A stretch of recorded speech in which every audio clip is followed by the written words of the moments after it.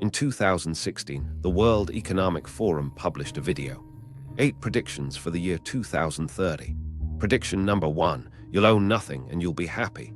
They didn't whisper this in a back room. They posted it on social media for everyone to see.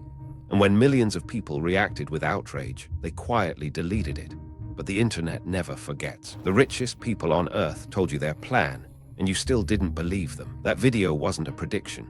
It was a policy proposal, written by the same people who fly private jets to Davos every January to decide how you should live.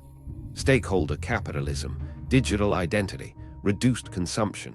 These aren't conspiracy theories. They're agenda items, published in books, white papers, and keynote speeches by the founder of the WEF himself. Own nothing, be happy. Today, we're going to do something radical. We're going to read their own documents, quote their own words, and let you decide what they really mean. Because the real agenda behind you'll own nothing isn't hidden, it's documented, and it's far more ambitious than you think. The Davos Blueprint. Every January, around 2,700 of the world's most powerful people gather in a small Swiss ski town called Davos. CEOs, presidents, central bankers, tech billionaires. They don't come for the skiing, they come to set the agenda. The World Economic Forum was founded in 1971 by Klaus Schwab, a German engineer and economist. His original vision was simple: bring business leaders together to discuss management practices. But over 5 decades, the WEF evolved into something far more ambitious. The pandemic represents a rare but narrow window of opportunity to reflect, reimagine, and reset our world. That quote is from his 2020 book, COVID-19, The Great Reset, not a leaked memo, a published, purchasable book. The WEF doesn't hide its plans. It brands them: the Great Reset, the Fourth Industrial Revolution, stakeholder capitalism. These aren't slogans from a protest sign. They're strategic initiatives with budgets, timelines, and implementation frameworks. They publish their plans in books you can buy on Amazon. The question isn't whether they have an agenda. Every organization does.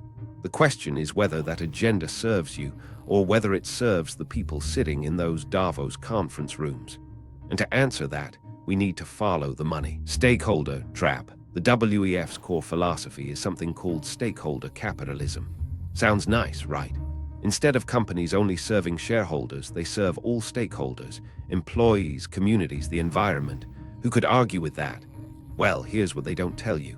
In practice, stakeholder capitalism means unelected corporate boards get to decide what's good for society. Not voters, not elected officials, corporations. The same corporations that exploit cheap labor, dodge taxes, and lobby against regulation. Schwab published a book in 2021 called Stakeholder Capitalism.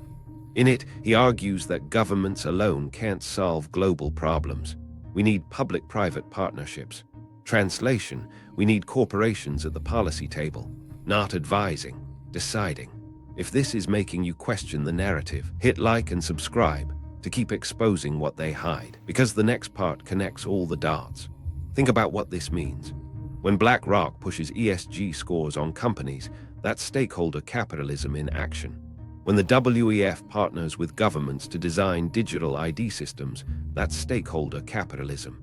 When tech companies censor content because they decide it's misinformation, that's stakeholder capitalism. Corporate power disguised as caring. The genius of the WEF's framing is that it sounds compassionate, but the result is the same as every power grab in history: fewer people making decisions for more people. And those few people happen to be the richest humans who ever lived. But stakeholder capitalism is just the philosophy. The implementation requires something far more tangible. Digital ID agenda. In 2018, the WEF launched a project called Known Traveler Digital Identity. The premise: a single digital ID that stores your biometric data, travel history, and financial information. They piloted it between Canada and the Netherlands.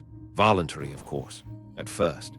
The WEF's website describes digital identity as a way to provide 1.1 billion people without ID access to services. Sounds humanitarian, but read the fine print.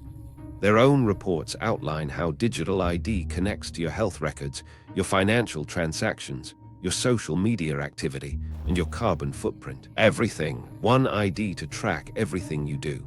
And who manages this system? Not your government alone. The WEF's partnerships include Accenture, Microsoft, and MasterCard, private companies with access to your most intimate data. In the future, who you are will be more important than what you have. That's their quote, not mine. Think about what that sentence really means. If who you are is defined by a digital profile managed by corporations and governments together, then your identity becomes a permission slip. Your identity becomes something they can grant or revoke. China already has a version of this. It's called the social credit system. The WEF hasn't proposed exactly that for the West, but they've built every single piece of infrastructure needed to make it possible. And this digital ID connects directly to the most controversial prediction they ever made. Own nothing plan. You'll own nothing and you'll be happy. Let's trace where this actually came from. In 2016, Danish politician Ida Auken wrote an essay for the WEF's website titled, "Welcome to 2030. I own nothing, have no privacy, and life has never been better." It described a future where everything is a service. You don't own a car, you summon one. You don't own clothes, you rent them. You don't own your home, it's provided. The WEF turned this essay into a promotional video. It went viral. The backlash was immediate and massive, so they deleted it. But screenshots live forever, and so do archived web pages. Here's what most people miss. This isn't just theory, it's already happening. You don't own your music anymore, you stream it. You don't own your movies, you subscribe. You don't own your software, you pay monthly. Even your car is moving toward a subscription model. BMW tried charging a monthly fee for heated seats. John Deere won't let farmers repair their own tractors because the software is licensed, not owned. Subscribe, rent license, never own. The shift from ownership to access isn't a conspiracy. It's a documented business model that the WEF openly celebrates. When you own nothing, you depend on those who own everything. And dependence is the oldest form of control in human history. But who exactly are the people pushing this vision? Who sits at Davos? The people telling you to own less are the people who own the most. Let that sink in. The World Economic Forum's Board of Trustees includes the CEO of BlackRock, the largest asset manager on Earth, managing over $9 trillion, the head of the IMF, the CEO of Royal Dutch Shell, former heads of the CIA and the Bank of England. These are the people designing the future of ownership, consumption, and identity. The annual Davos meeting costs over $60,000 just for a basic membership. The top-tier membership, which gives you private sessions with world leaders, runs over $600,000. This isn't a conference, it's a club, and the membership fee ensures that only the wealthiest corporations and individuals have a seat at the table. The issue is not whether you're paranoid, but whether you're paranoid enough. In 2022, over 100 billionaires attended Davos. They arrived in private jets to discuss how you and I should reduce our carbon footprint. The WEF's own reports call for reduced personal consumption, but no WEF publication has ever suggested that billionaires should stop buying megayachts. Rules for thee, but never for those who write them. The hypocrisy isn't accidental, it's structural, and it reveals something critical about who the Great Reset is really designed for. But the WEF doesn't just write papers, they build systems. Young Global Leaders. In 1992, Klaus Schwab launched the Young Global Leaders program. Over 1,600 graduates have passed through it. And where did they end up? Emmanuel Macron, President of France. Justin Trudeau, Prime Minister of Canada. Jacinda Ardern, former Prime Minister of New Zealand. Tony Blair, Angela Merkel, Mark Zuckerberg, Jeff Bezos. The list reads like a who's who of global power. Infiltrated, Schwab himself said in a 2017 interview, and this is a direct quote, "What we are very proud of is that we penetrate the cabinets." He used that word, penetrate. He was describing how WEF-trained leaders had been placed into positions of government power around the world. Penetrate cabinets globally. This isn't a secret society. It's an openly documented leadership pipeline. The WEF selects promising young professionals, trains them in its philosophy, connects them to its network, and then supports their rise to power. The graduates don't wear WEF badges in Parliament, but they implement WEF-aligned policies, digital ID, stakeholder capitalism, carbon taxes, public-private partnerships. They don't need to control governments, when they train the people who run them. It's the most elegant power structure ever designed. No coups, no armies, just a graduate program. And these leaders are now implementing the next phase of the plan, something that touches every transaction you make. Cashless future. WEF has been pushing for a cashless society for years, not subtly, loudly. Their reports praise Sweden's move toward eliminating cash. They celebrate India's demonetization experiment. They partner with central banks developing digital currencies. Why does this matter? Because cash is anonymous. When you pay with cash, nobody tracks what you buy, where you buy it, or when. Digital payments create a permanent record. Every coffee, every donation, every purchase. Every transaction becomes a data point in your permanent profile. Central bank digital currencies, or CBDC, take this even further. Unlike Bitcoin, which is decentralized, a CBDC is controlled entirely by the central bank. They can program it. They can set expiry dates on your money. They can restrict what you buy. They can freeze your account with one click. Give me control of a nation's money, and I care not who makes its laws. The WEF's reports openly discuss programmable money as a feature, not a bug. Imagine money that can't be spent on certain products. Money that expires if you don't spend it fast enough.